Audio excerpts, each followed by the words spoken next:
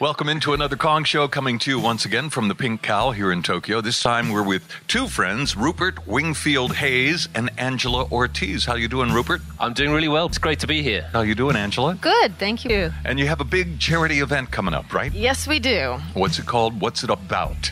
Well, this is our second cycle ride north. So last year, we rode 500 kilometers from Nihonbashi here in Tokyo to Minamisanriku in Miyagi-ken. And this event is called what? The Knights in White Lycra are the group that organize this charity cycle ride. And you're called Knights in White Lycra because of...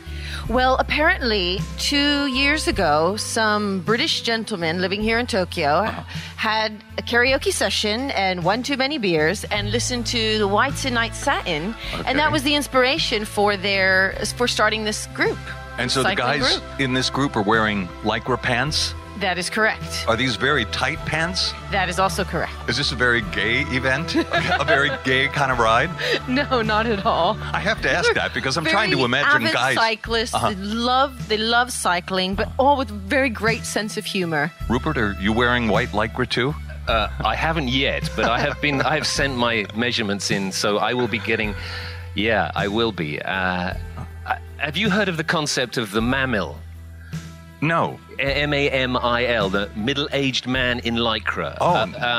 Fill us in. So this is what this group, which I have joined, is essentially. It's a bunch of, not all middle-aged, but a lot of guys and gals who live in Tokyo, foreigners and Japanese, essentially semi-keen cyclists who at the weekends get into their lycra and go off on some of them very expensive bicycles for long cycle rides, who decided that they want to do this to help out and do something good to raise money for Angela's charity and for the people in Tohoku. You're raising money for the victims of the 3/11 earthquake and tsunami, right? Yes. Our organization called OGA Freight has been working there since March of 2011. And this year we're launching a new program called Place to Grow, which is really supporting the revitalization of rural industries and specifically focusing on the long-term community development. And how does this work exactly? How do you raise money by riding a bicycle? By people out there giving us money for our for the hard work and the slog that we're going to go through. 500 kilometers over 3.5 days. So it's it's a significant ride. It's not we're not going up really steep mountains, but we are going to go a long distance over 3.5 days. And people can contribute money to each of us individually who are going, or to the organization, which Angela can tell us all about, and has a website, and there are places that people can send money to, and it is a really good cause, and that's basically why I've signed up to do it. If somebody wants to join the ride, can they do that? For this year, we have maxed out already our riders, and most of the sponsorship has come through companies, corporate CSR initiatives sponsoring the jersey. So we have a lot of different logos on our jersey this year. A lot of people are matching programs with their company, getting their friends involved, starting their own fundraising programs in their communities, and then we're just kind of funneling that all towards this program. How does a person contribute to this event? Well, the easiest way is to go to our website, ogaforaid.org. Say that again a little bit more slowly. www.ogaforaid.org. Okay, and I guess all the instructions are there. Yes. We have a specific page now set up with the Knights in White Lycra. Alternatively, you can go to kiwl.net, and they also have a fundraising page. You can Google it. Actually, if you type any of those names in, something will come up about this ride. And you have a Facebook site as well? We do. Our Facebook site is really active, so I would recommend actually checking both those out first. And what do we look for in Facebook? OGA for Aid or Knights in White Lycra. If somebody contributes money to this, is it tax deductible for them? For corporations, yes. For individuals, unfortunately not. I see. It's just the feel-good factor. You can also come up and visit. The wonderful thing about working here in Tohoku is that it's actually relatively a short distance to actually go up there and see where the money has gone and what projects are ongoing. How long is the ride? It will take us 3.5 days. 3.5 days? We're traveling, I think we're estimating to actually cycle about 140 kilometers per day. So you're carrying tents and camping gear as well? We have a support truck. All our luggage goes in there. Bear in mind, these are, middle-aged executives from Tokyo. No, I think we're going to stay in simple accommodation along the way, and we will have a support vehicle that will follow us. So, if people have punctures and so on, we will have someone traveling with us to help out. But, it's 140 kilometers a day. It's not an insignificant ride. It's a beautiful ride going up the coast to Tohoku. I can imagine, sure. Especially as we get further north into Fukushima and then into Miyagi. Really beautiful coastline. If people haven't been to Tohoku, but maybe don't know what an incredibly beautiful part of the country it is, and tragic what has happened there. But I would advise anybody if they have a chance, to go up and have a look, because it is really an astonishing part of the country and really lovely people. Are you going to be documenting this trip, or shooting videos, taking pictures, posting them on your Facebook site absolutely. and your website? So the plan is that one of us, and it looks like it might be me, will be filming daily, and we'll try to put together a really fun video of the trip as it goes on, and we'll be posting that on the Nights in White Lycra Facebook site, and I'll be also tweeting about it and on my own Facebook site. So I am Wing Commander 1 is my Twitter handle. You can find, just put in Wingfirld-Hayes, and you can find me on Twitter, and I will be tweeting about the trip as well. Sounds like a lot of fun. And you're riding from what time until what time each day? Last year was my first time. We usually ship out about 7 a.m. and arrive just before 6 p.m. in the evening. And after 6 p.m., what happens? Onsen, if we're lucky. I would have said an early dinner and an early night, sleep into bed, obviously. But I know about bicycle riders. Our friend Don Morton has a bicycle club, and after they finish their ride, there's always some kind of beverage involved and some kind of fun that transpires. Yeah, I mean, my impression of bicycle riders is that they like a really strong coffee in the morning and they like a beer after the end of the ride. But given the distances we're going to do, I think a lot of the drinking probably will have to wait till we get to the end of the fourth day. Yes, there's actually a local community festival that we'll be arriving to in Miyagi-ken that day. The entire community is coming out, and we're going to have a barbecue, and there should be maybe around 200 to 300 local people there to welcome us. So I'm really looking forward to that part. And then what happens at the end of the ride? You said there's an event. Are you guys participating in that event? Actually, the Knights in White Lycra are the guest of honors for this event. Oh, wow. Yes, the community that I've been working in, that OGA has been working in, we do a lot of events to try and promote awareness about the fact that many families are still displaced and have no way or ideas of how to rebuild their lives. I mean, even to this day, there are 86,000 families that don't have homes in Miyagi-ken and Fukushima and Iwate. So a lot of this is about bringing the awareness to the fact that there's a lot to be done, and most of the progress comes from private individuals, people just contributing, getting on their bicycles and going up there to see what they can do. And as Rupert mentioned, it's really imperative that people open their eyes and actually go and visit and see what's going on.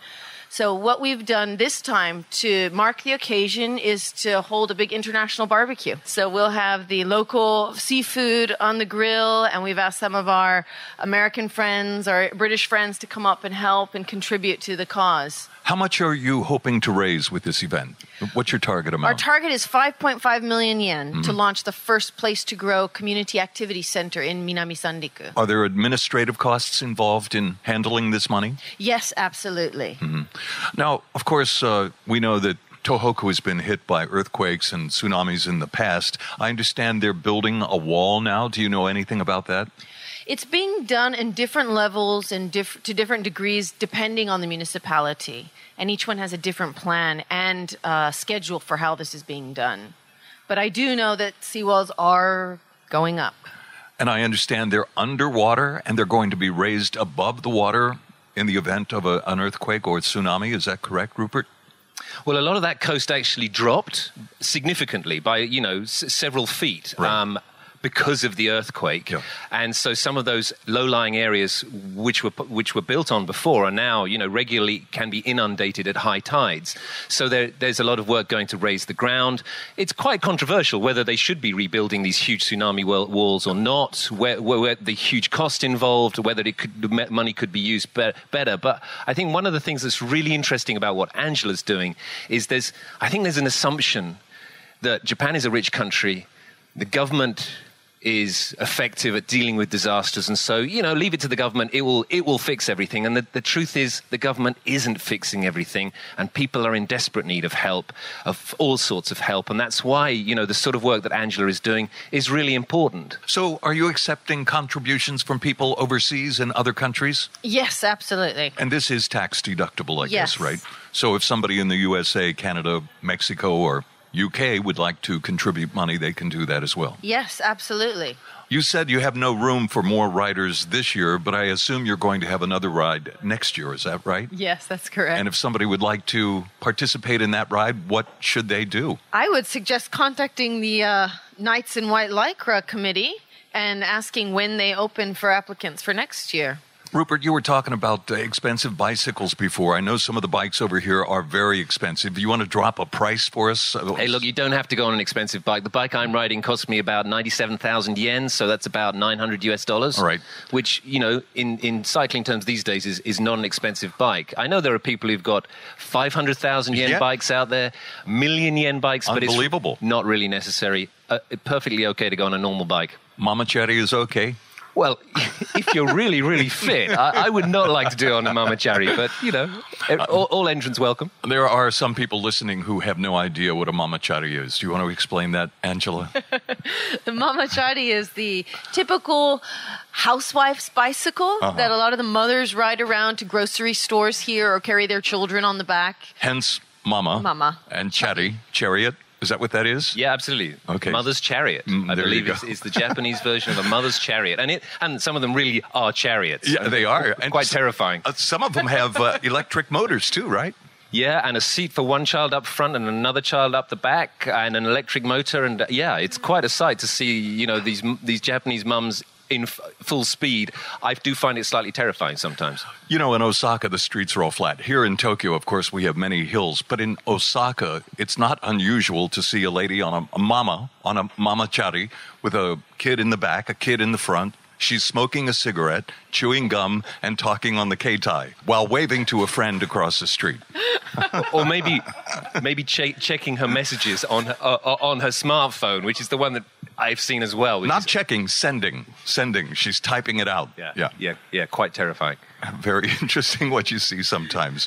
Anything more that we need to know about this bicycle ride? I was going to mention, actually, that the Knights in White Lycra are planning a one-day ride in September for those that are interested in getting to know more about cycling. Mm-hmm. And there will be mamacharis at this event. Okay. That would be interesting. So if you're interested in cycling or how sports can contribute to charity, please do check out the website, the Knights in White Lycra website and OGA for AIDS website, because there's a lot going on this year. All right. Angela Ortiz, thank you very much. Thank you, Bobby. I would like to reiterate the fact that there's a lot of work to do, and a lot of people think that this should all be in the hands of the government. But regardless of whether they do what's necessary or not, it's important for us to do what we think is going to help others here in Tohoku. We're out of time. Before we leave, we're here at the Pink Cow. Any thoughts about the Pink Cow? We'll start with you, Rupert. Something you'd like to say about the Pink Cow? Great food. Is that it? That's my impression every time I come here. I eat food. here. Great food. I mean, beer is beer, but there's, the kitchen here is great. And Andy, the cook, does a great job here. Yeah, the food is good. Angela? Yes, I like that they have the vegan burritos here. Vegan burritos. Yep, those are very popular. In fact, from time to time, they have vegan nights here. Yeah, at the Pink Cow. vegan buffets, I believe, and brunches, etc. Yep. All right. Great. Angela, Rupert, thank you very much. Thank you. Thank you.